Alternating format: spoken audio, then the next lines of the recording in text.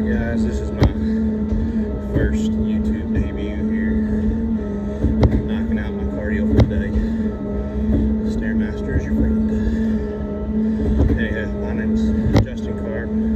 I started the channel Super Total Strength.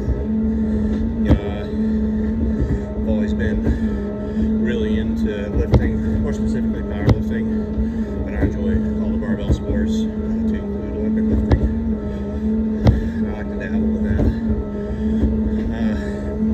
But yeah, so I ended up starting this channel to just kind of share my journey. I kind of explain my methodologies along the way, hopefully give some helpful tips, which always welcome to ask questions in the comments. I'm more than happy to answer. And if I don't have the answer, I'll just send you wherever it is, because I ain't the sharpest knife in the box. I just know how to move heavy things.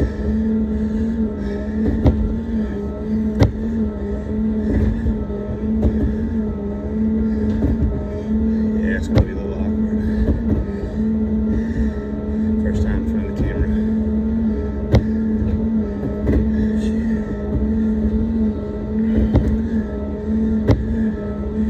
I'll be prepping. I am prepping for a meet right now. It's going to be in Russellville, Arkansas on January 31st. So that's coming up here pretty quick. Hoping to put up some bigger numbers than I did last time. Probably like 540, 550 on the squat. And if I can finally break the 360 mark on the bench, that'd be nice. And deadlift, I want to pull 600, but I don't know if it's going to happen on this go around or not. So we'll just have to wait and see.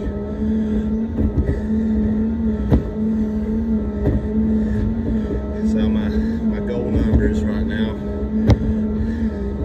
looking at, I want to do a 600 squat, 400 bench, and 700 dead, which I think are all pretty attainable at this point. See, I've been, out of those 16 years, I've been powerlifting about half of that, with both, good, decent, and bad training. So shoot, I reckon I'll kind of start at the beginning of my powerlifting journey, because the first little bit of it was just a lot of running, a lot of cross country. Yeah, I was fast. Not anymore, but 70, 80 pounds later, don't be fat. But yeah, so back in about 2017-ish was when I decided I was going to be big and strong, and I started, this ain't a knock at Westside, but I drank the Kool-Aid pretty hard, and figured out pretty quick, about 3-4 months time, that my joints weren't going to be able to take that very much. For those of you who are unfamiliar with the Westside method, Westside barbell, kind of by Louis Simmons up in Ohio. His whole idea was to lift maximally on the first couple days of the week. So like Monday would be some variation of max effort squat, Tuesday some variation of max effort bench, and then I got that backwards because he had a day in between each. Anyhow, the last 2 days are going to be your speed days, or just like your repetition method. So lifting something as fast as possible. We're doing sets of like 8 to 10. So I was doing all the really heavy stuff. I never really deloaded, and ended up hurting my back. But that's a whole nother topic for discussion. My journey with back injuries. But after that, one of my buddies that I was working with the UCA strength and conditioning staff, he was a big time power lifter too. Got me hooked up with a program, and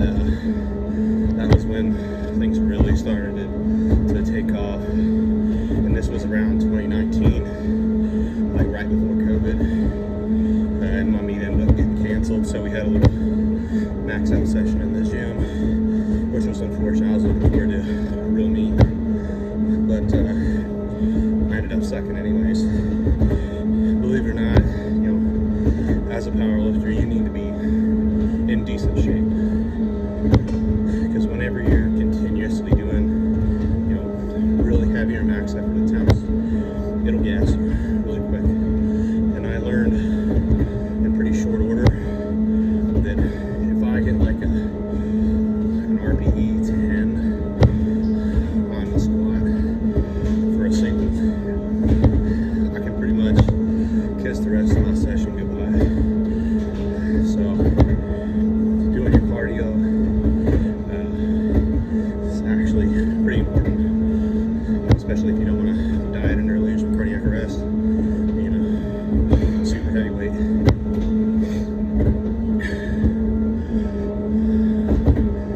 Anyways, where was I going with that?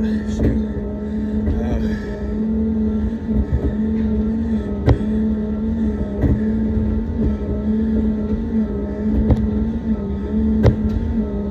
What up?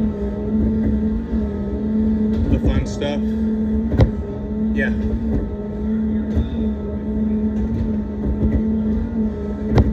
Alright, sweet. Yeah.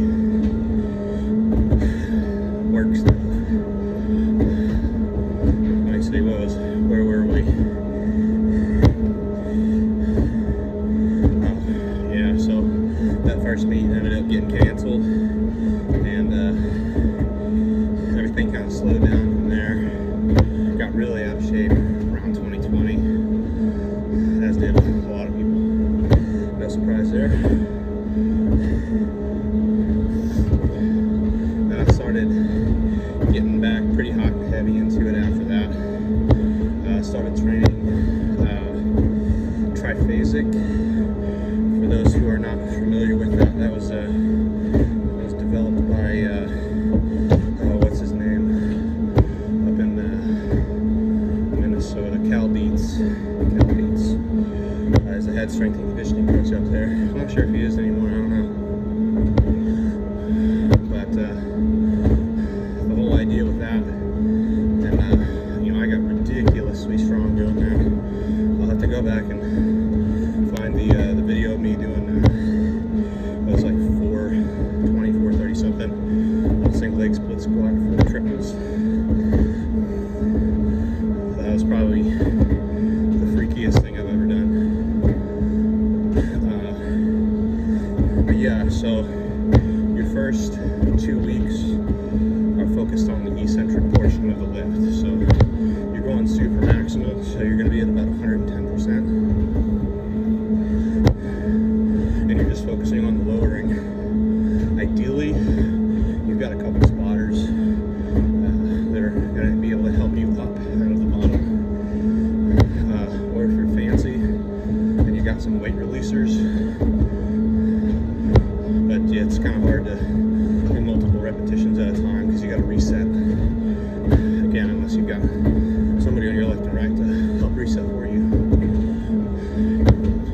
And then the second 2 weeks is your isometric phase. So you're going down and holding for 5 to 6 seconds, and then popping back up again, ideally with some assistance if it's available to you. And then the last 2 weeks are concentric, so you're just going as fast as possible. And you do a total of 5 sets on each. Your 4 sets, first 4 sets being your eccentric, isometric, or concentric speed work. And then your last set, you just kind of go for broke. You go as heavy as you can for those 3, 4, 5 reps, how many ever you chose to do. And I paired that with, or I paired each one of those days with some French contrast, or French contrast plyometrics. So the whole idea is you do a weighted jump. So you could take some dumbbells or a trap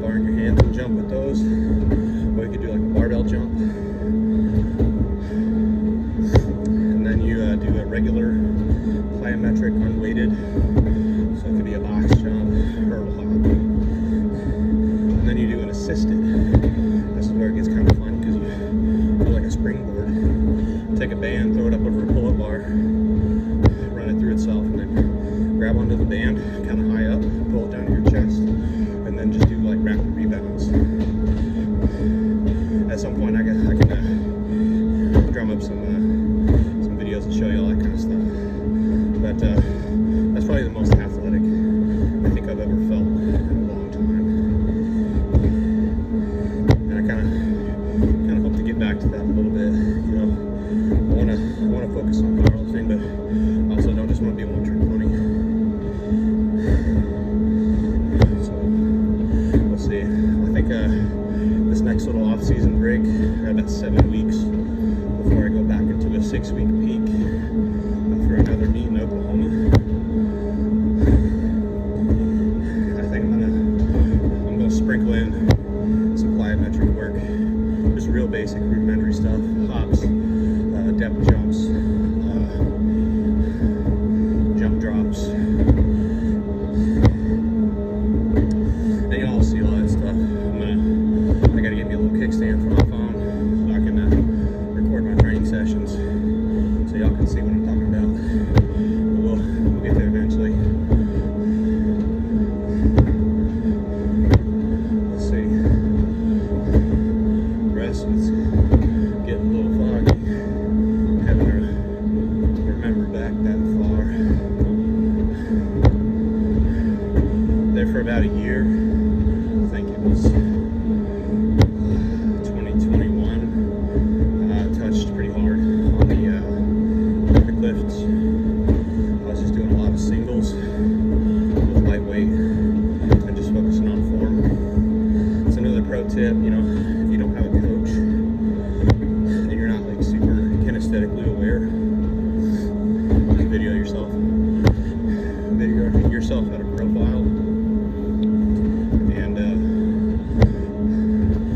even doing it in slow-mo, like video all your other clips in slow-mo, and then compare each stage of the lift to somebody who is actually good at the stuff, and then try to mimic those movements as you progress. And that did help me a lot, because I've done all this stuff, no coach. I've done all my own programming, World on the Lifting Vault. Shout out to that. It's a tremendous resource. They've got everything in there. All you got to do is go in, download a copy, and throw it in your drive. And I've done that multiple times. One of the best peaks I had was off of Lifting Vault. So, highly recommended. Let's see. Shoot. I reckon I'm running out of things to talk about.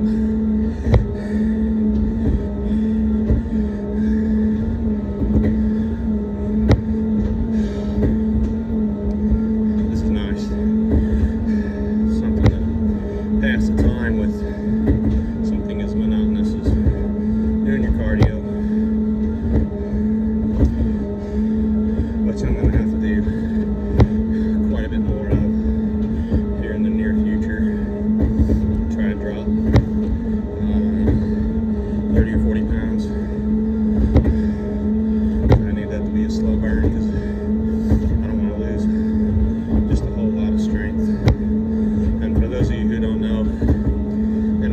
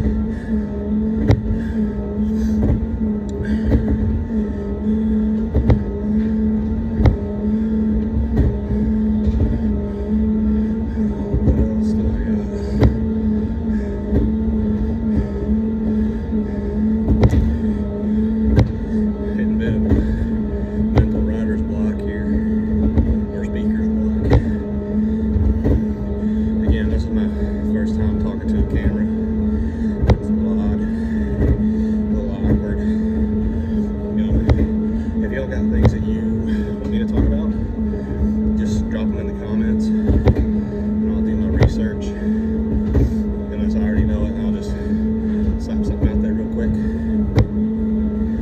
I plan on doing some tutorial videos.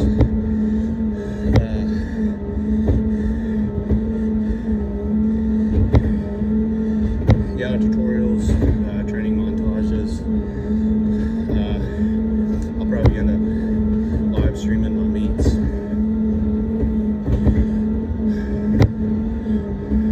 Maybe I might just cut those out, or cut those down into chunks. I ain't saying no sense of live streaming the whole thing.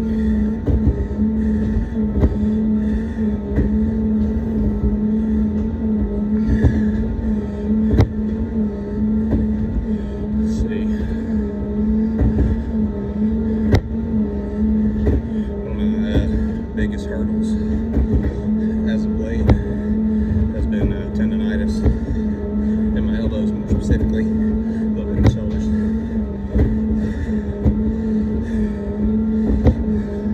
Been having to kind of figure things out on the fly on how to fix that. I've had that issue since 2017 at Army Airborne School. Doing a bunch of pull-ups, push-ups, pull-on risers, and going to the gym with your buddies and climbing ropes and seeing who can bench the most. And ever since then, my elbows have never been the same. As soon as I started low bar squatting and benching at a higher frequency, well, it just tears me up. But a couple things I've learned, you know, is different ways to train to get around that, using different barbells, like squats. My favorite one would be the camber bar, and then I'd say the safety squat bar would have to come in second, just because that camber bar pulls you over so hard, and you have to fight that thing out. Like my erectors need like a quarter-inch meat on them. I'm squatting with that thing for 6 weeks. Yeah, just finding a barbell that you can not have to crank your elbows for.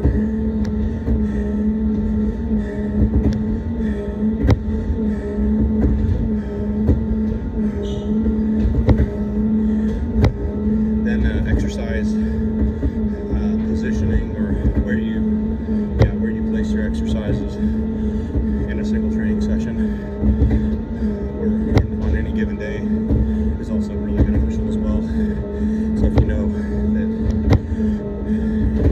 your elbows are going to flare up when you're squatting, and then you're going to go right into bench, I would just do your bench work first while your elbows are fresh. Because while it is uncomfortable to squat, especially low bar with tendonitis, it doesn't hinder your lift. Whereas on bench, it literally takes the gas out of you. It takes the wind right out of your sails, and you can't grind through it because it just starts so damn bad. And I've gotten to the point where I couldn't bend my elbows; they were just locked down straight.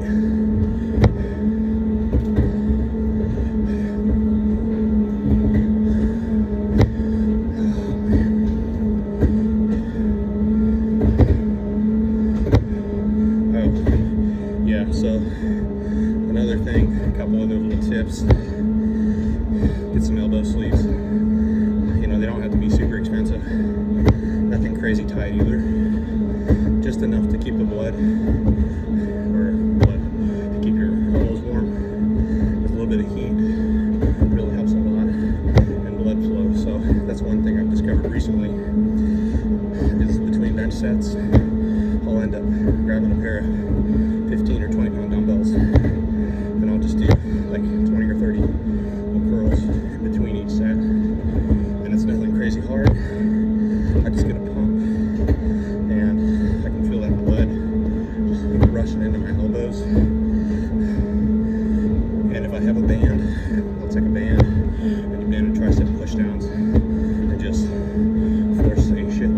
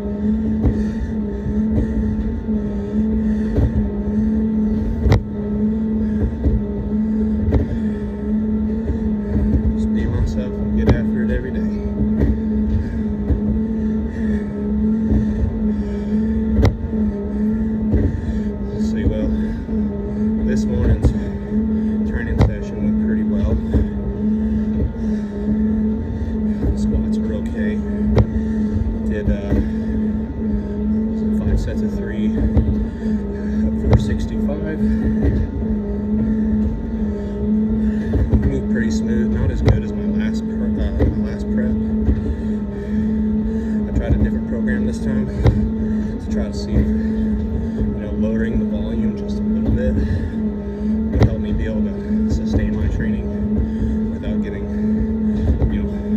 just excruciatingly debilitating tendonitis.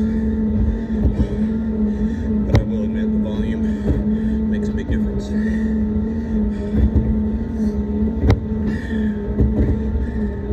That's another thing I'm kind of having to figure out, because I can peak certain lifts at certain times better than I could if I just peaked all three of them together. I think that's going to take a little bit of program development on my part, and just to figure that out. That's the most fun part about this. It's honestly what gets me the most excited. Even though we're 24 minutes in, gotta get the creative juices flowing. It's just the journey of training, because you consistently evolve.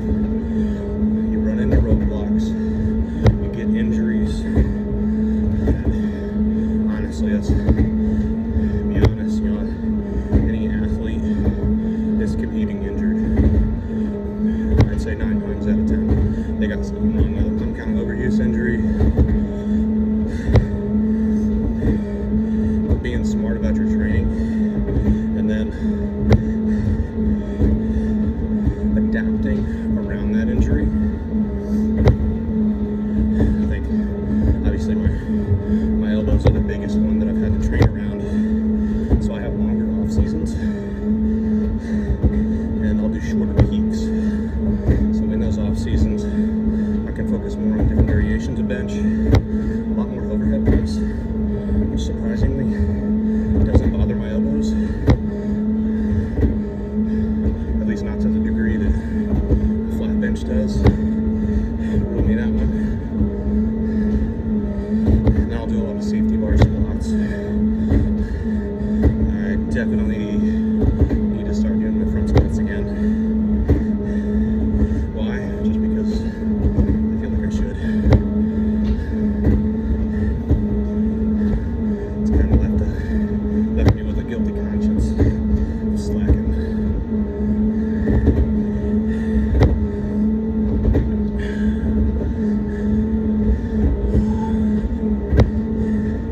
Yeah, no, I'm really kind of curious to see where this goes. I'm not just super impressive by any stretch. I think more people look at the aesthetics, which, to be honest, I'm not really worried about. I don't want to be fat, but I'm not worried about looking all peeled up. And that's honestly, I think, what gets the most views. Unless I just did something silly, ridiculous, like pulling Eddie Hall and just yanking obscene amount of weight off the ground. Or I don't know, maybe just doing this at home. I don't know.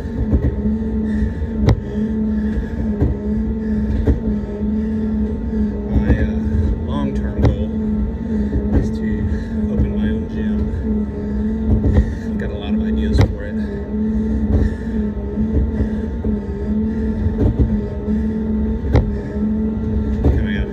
Close to the chest for now until I can get something off the ground. I don't have a whole lot of experience in business, so that'll be another fun little venture.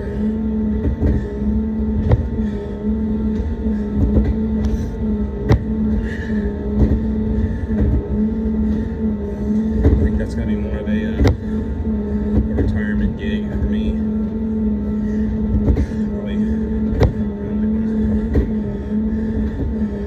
Early to mid 40s.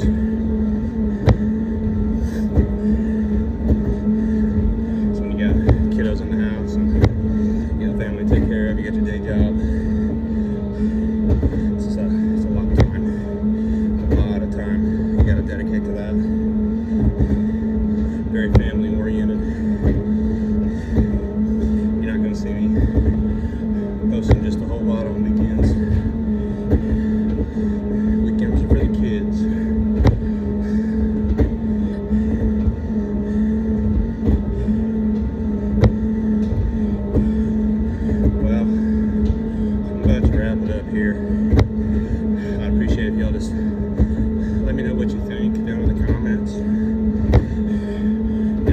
it. Hit that subscribe button. That's the YouTube